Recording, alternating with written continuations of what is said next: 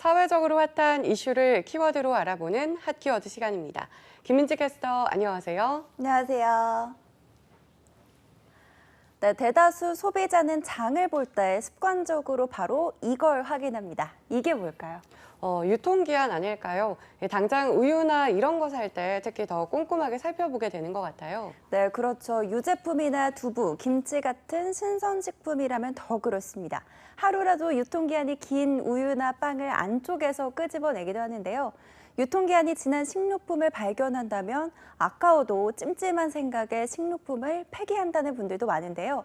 앞으로는 유통기한 대신 소비기한이 표시된다고 합니다. 어떤 내용인지 핫키워드에서 살펴보시죠. 네, 보통 유통기한은 탈 없이 먹고 쓸 수 있는 마지노선으로 여기는데 소비기한과 어떤 차이가 있는지부터 짚어봐야 할 것 같아요.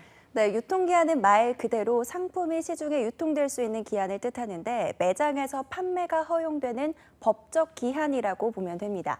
하지만 유통기한이 지났다고 해서 당장 변질돼서 먹을 수 없게 된다는 건 아닌데요. 그게 바로 소비자가 식품을 소비할 수 있는 소비기한이란 게 따로 있어서입니다.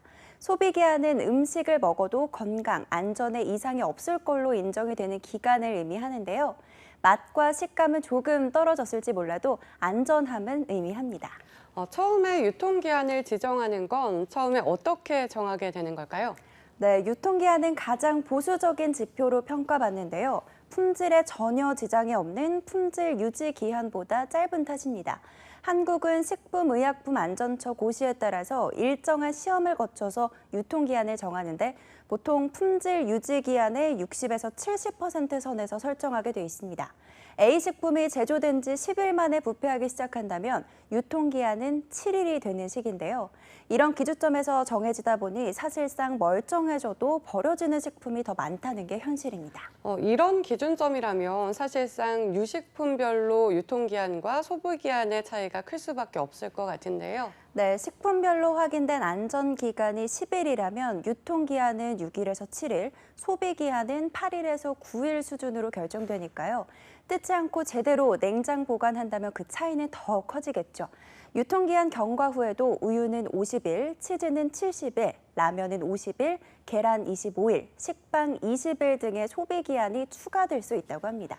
네, 지금 이야기를 들으면서 그동안 유통기한이 지났다고 폐기한 우유가 갑자기 아깝게 느껴지는데 굉장히 차이가 큰 것 같아요. 네, 국내에서 유통기한과 소비기한이 헷갈리면서 버려지는 음식물 쓰레기가 날로 늘어나고 있는데요.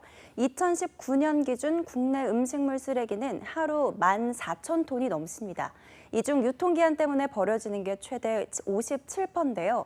해마다 6,500억 원 상당의 식품이 버려지고 있다고 하는데 영국, 유럽연합, 미국, 일본, 호주 등 해외에서 일찌감치 도입한 소비기한 표기제가 국내에서 아직 시행되지 못한 탓입니다. 네, 그래서 이번에 식약처에서도 기존 유통기한 대신 소비기한을 표시하는 제도 도입을 추진하고 있는 거군요. 네, 식약처가 지난 30일 2021 P4G 서울 녹색미래 정상회 개최를 계기로 관련 규정을 손봅니다.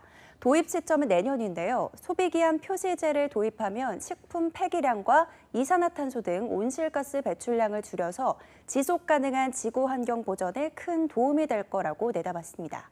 실제로 국제학술지 사이언스에 따르면요. 2018년 세계 온실가스 배출량의 26%는 식품 생산으로 인한 거고 6%는 음식 쓰레기가 원인이라고 하는데요. 그래서 OECD 37개국과 동남아시아, 아프리카 등 대부분의 국가에서 소비기한 표시제를 도입하고 있는 겁니다. 네, 소비자의 혼란이나 안전에 문제가 없도록 철저한 준비로 환경도 살리고 식품도 아껴주는 제도 개선을 기다려 봐야겠습니다.